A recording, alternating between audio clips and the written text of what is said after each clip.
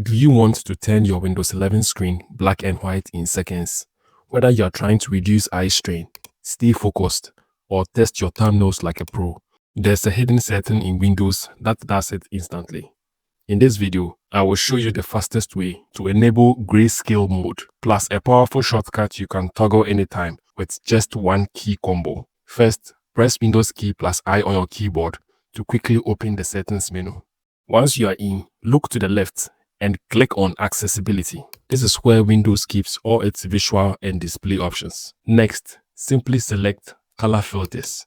From there, toggle Color Filters on, and you will see your screen begin to change. Finally, under the filter options, choose Grayscale. And just like that, your entire screen switches to black and white. Now there's a small upgrade that makes this even more powerful. Turn on the option for keyboard shortcuts for color filters.